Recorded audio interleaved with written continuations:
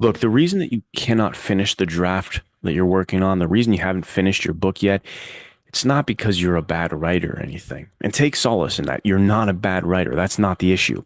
It's the fact that you're sabotaging yourself. It's the fact that you're editing as you go. That's the topic of this video. And this topic is important to me. This is my biggest pet peeve I see writers do is editing as you go because this is a way to sabotage your momentum, sabotage your productivity, and honestly, quite frankly, sabotage your writing career before it ever gets going because you're constantly restarting, you're constantly going back, you're constantly halting, putting up roadblocks on your story. And that's no way to write. That's no way to finish a book. So let's talk a little bit about this and how we can, change our mindset and change our way to get this book written.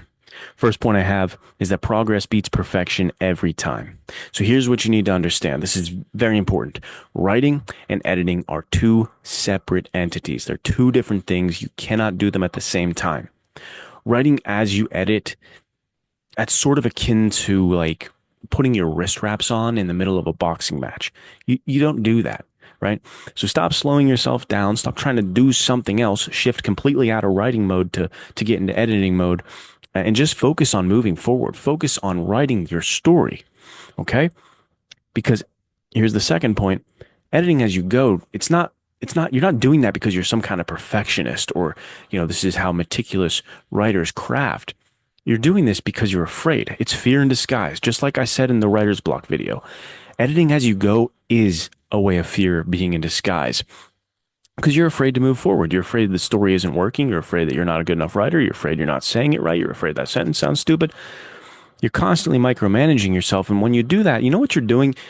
You're fatiguing yourself. You only have a certain amount of motivation, a certain amount of drive. Use that to get through the story. Don't use that to go back and punch up these sentences in the middle of your first draft. That's just killing the tank, sucking the tank for what? You have nothing to show for. You have a couple paragraphs, you have a couple chapters. Cool. Where's the full story? Because that's when it matters. The only way to fix your book is to finish it first. So build momentum, not roadblocks. Look, the first draft is always going to be bad. We've talked, everyone knows this. We've talked about this here on the channel, little, just in the past little few videos. But like Ernest Hemingway himself, if you go to, there's a couple of the newer reprints of his novels where you can see him trying to write, crossing out what he wrote, trying again over and over. He just couldn't figure it out. He had bad first drafts. We all have bad first drafts.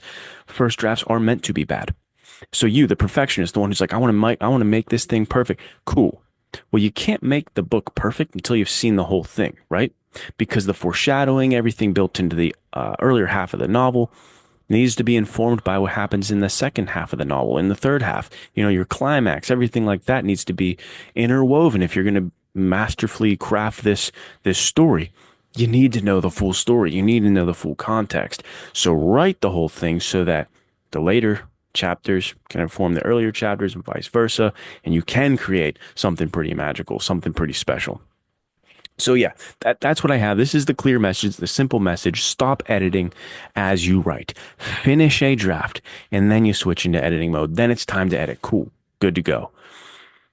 But this being 2025 coming up in the next couple days, I want you to ask yourself, man, how long have you been working on this story? How long have you been saying, I'm going to write this novel? Is it getting embarrassing when people bring it up? Oh, how's that novel going? Is it like, hey, stop asking me that. If it is, if you've been telling yourself too long that you want to write this novel, that you really want to do this thing, then make a vow, make a promise to yourself here and now on this video. Let this be the call to action where you're going to say, 2025, I don't care what happens. I don't care what success, if a bestseller, who cares?